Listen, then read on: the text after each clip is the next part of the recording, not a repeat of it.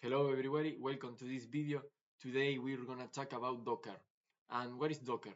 Or what is so important to learn Docker?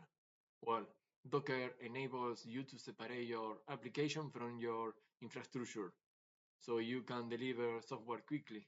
And with Docker you can manage your infrastructure in the same way you manage your applications by taking advantage of Docker's methodologies for shaping, testing, and deploying code, and you can significantly reduce the delay between writing code and running it in production. Which are some advantages of user Docker? Well, Docker can run in a mixture of environments. Docker portability and lightweight nature also make it easy to dynamically manage workloads, scaling up or tearing down applications and services as business needs dictate in near real time. As a developer, you don't need to install or configure any services, populate a database scheme, configure database credentials, or anything. Docker uses client-server architecture. The Docker client talks to the Docker daemon, which does the heavy lifting of building, running, and distributing your Docker containers. The Docker client and daemon can run on the same system, or you can connect a Docker client to a remote Docker daemon. The Docker client and daemon communicate using a REST API over Unix sockets or a network interface. Another Docker client is a Docker Compose that lets you work with applications consisting of a set of containers. The Docker daemon listens for Docker API requests and manages Docker objects such as images, container, networks, and volumes. A daemon can also communicate with other daemons to manage Docker services. The Docker client is the primary way that many Docker users interact with Docker. When you use commands such as docker run, the client sends these commands to daemon, which carries them out. The Docker command uses the Docker API, and the Docker client can communicate with more than one daemon. Docker Desktop is an easy-to-install application for your Mac, Windows, or Linux environment that enables you to build and share containerized applications and microservices. Docker Desktop includes the Docker daemon, the Docker client, Docker Compose, Docker Content Trust, Kubernetes, and credential helpers. What is a container? Simply put, containers are isolated processes for each of your app's components. Each component, the front React app, the Python API engine, and the database run in its own isolated environment, completely isolated from everything else on your machine. A container is simply an isolated process with all of the files it needs to run. If you run multiple containers, they all share the same kernel, allowing you to run more applications on less infrastructure. So containers are self-contained. Each container has everything it needs to function with no reliance or on any pre-installed dependencies on the host machine. They are isolated. Since containers are run in isolation, they have minimal influence on the host and other containers, increasing the security of your application. And they are independent. Each container is independently managed. Deleting one container won't affect any others. And last, they are portable. Containers can run anywhere. The container that runs on your development machine will work the same way in a data center or anywhere in the cloud. Here we have some famous commands and some links if we want to learn more about these commands. A container image is a standardized package that includes all of the files, binaries, libraries, and configurations to run a container. For example, for a PostgreSQL image, that image will package the database binaries, config files, and other dependencies. For a Python web app, it includes the Python runtime, your app code, and all of its dependencies. There are two important principles of images. Images are immutable. Once an image is created, it can be modified. You can only make a new image or add changes on top of it. And the other important thing is container images are composed of layers. Each layer represents a set of file system changes that add, remove, or modify files. If you're new to container images, think of them as a standardized package that contains everything needed to run an application, including its files, configuration, and dependencies. These packages can then be distributed and shared with others. The container images can be used for other people to run the application without doing anything. An image can have different versions. We can identify it with something called tags. And here we have some famous command to, to work with images. Like I said before, container images are composed of layers, and each of these layers, once created, are immutable. Each layer in an image contains a set of file system changes, additions, deletions, or modifications. This is beneficial because it allows layer to be reused between images. For example, imagine you wanted to create another Python application. Due to layering, you can leverage the same Python base. This will make build faster and reduce the amount of storage and bandwidth required to distribute the images. Layers let you extend images of others by reusing their base layers, allowing you to add only the data that your application needs. To share Docker images, you need a place to store them. This is where registries come in. While there are many registries, Docker Hub is the default and go-to registry for images. Docker Hub provides both a place for you to store your own images and to find images from others to either run or use as the basis for your own images. It's like GitHub for code. Docker Hub's trusted content provides a curated selection of high-quality images. While you're working with registries, you might hear the terms registry and repository as if they're interchangeable. A registry is a centralized location that stores and manages container images, whereas a repository is a collection of related container images within a registry. Docker Compose is a tool for defining and running multi-container applications. One best practice for containers is that each container should do one thing and do it well.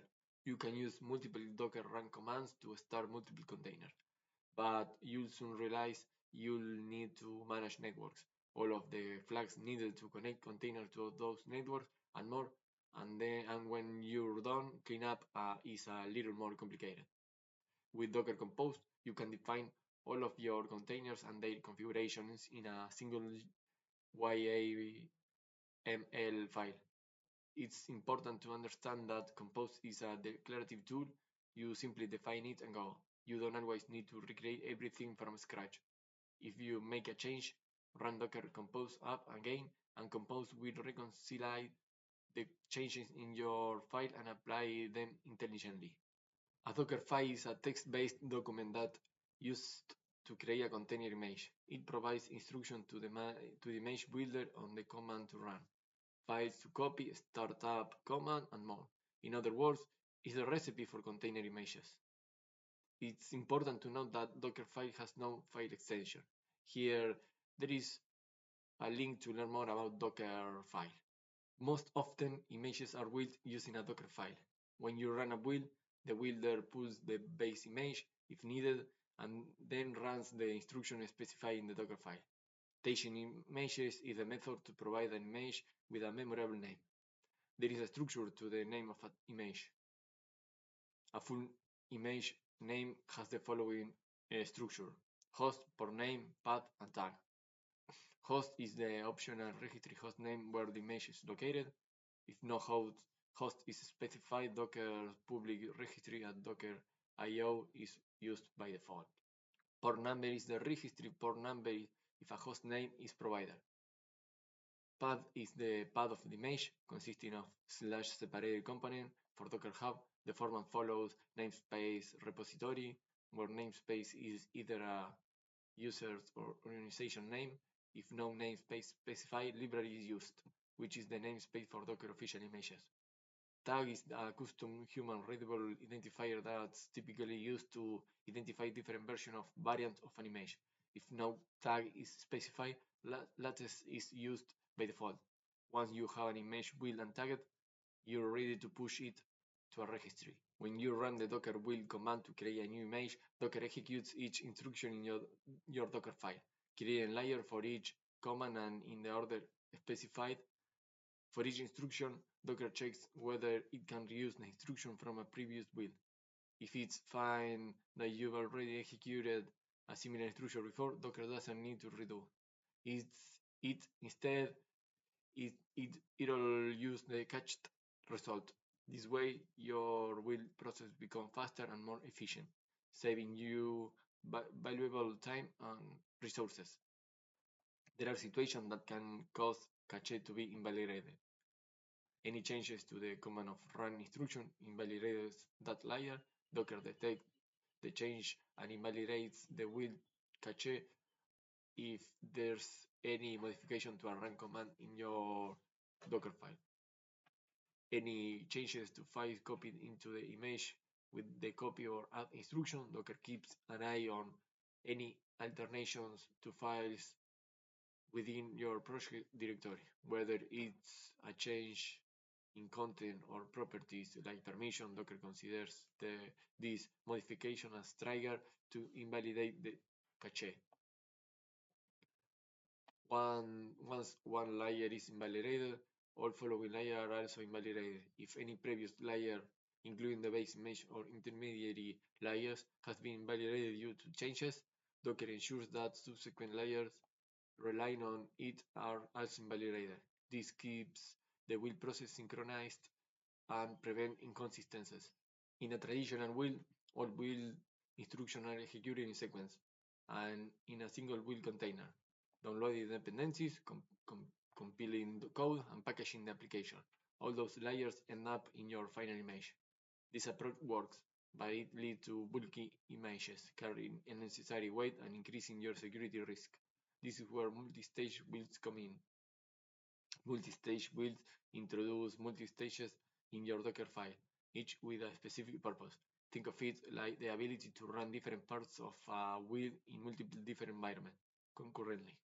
By separating the build environment from the final runtime environment, you can significantly reduce the image size and attack surface. This is especially beneficial for applications with large build dependencies. For example, in this example, this Docker file uses two stages. The build stage uses a base image containing build tools needed to compile your application. It includes commands to install build tools, copy source code, and execute build commands.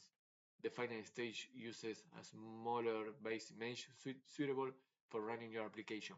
It copies the compiled artifacts from the build stage. Finally, it defines the runtime configuration using CMD or entry point for starting your application.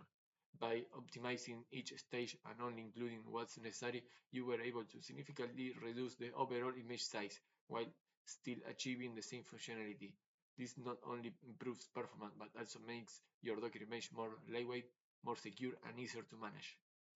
Containers provide isolated processes for each component of your application. Each component runs in its own sandbox environment, completely isolated from everything else on your host machine. Publishing a port provides the ability to break through a little bit of networking isolation by setting up a forwarding rule. As an example, you can indicate that requests on your host port 8080 should be forwarded to the container's port 80. When a port is published, it's published to all network interfaces by default. This means any traffic that reaches your machine can access the published application. At times, you might want to simply publish the port but don't care which host port is used. In these cases, you can let Docker pick the port for you. That is called ephemeral ports. When a Docker container starts, it executes an application or command. Containers come with default settings that usually work well, but you can change them if needed. For example, if you have an existing database container that listed on the standard port and you wanna run a new instance of the same database container, then you might wanna change the port settings the new container listed so that it doesn't conflict with the existing container. Sometimes you might wanna increase the memory available to the container if the program needs more resources to handle a heavy workload or set the environment variables to provide specific configuration details the program needs to function properly. You can restrict how much CPU and memory a container can use. By default, containers automatically connect to a special network called a bridge network. When you run them, the bridge network acts like a virtual bridge, allowing containers on the same host to communicate with each other while keeping them isolated from the outside world and other hosts. By default, containers are not limited in their resource usage. However, on shared system is crucial to manage resources effectively. It's important not to let a running container consume too much of the host machine memory. When a container starts, it uses the files and configuration provided by the mesh. When the container is deleted, these file changes are also deleted. For example, if you restart a database container, you might not want to start with an empty database. So how do you persist files? The answer is volumes. Volumes are a store mechanism that provide the ability to persist data beyond the life cycle of an individual container. Volumes have their own life cycle beyond that of container can grow quite large depending on the type of data and application you're using. Consider a scenario where you have a web application container that requires access to configuration settings stored in a file on your host system. Storing such sensitive information directly within the container image poses security risks, especially during image sharing. To address this challenge, Docker offers storage options that bridge the gap between container installation and your host machine data. Docker offers two primary storage options for persisting data and sharing files between the host machine and containers: volumes and bind mounts.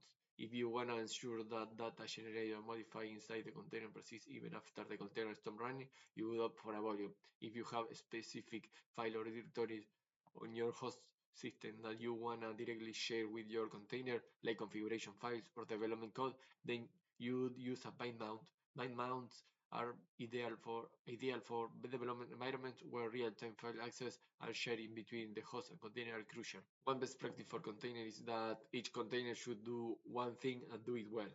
While there are exceptions to this rule, avoid the tendency to have one container do multiple things. How shall I connect all containers together? Manually starting container is a specific order, and managing network connection become difficult as the stack expands. Docker Compose defines your entire multi-container application. This file specifies configuration for all of your containers, their dependencies, environment variables, and even volumes and networks. So thank you for watching this video. I hope you enjoy it. In the next video, we will practice in Docker.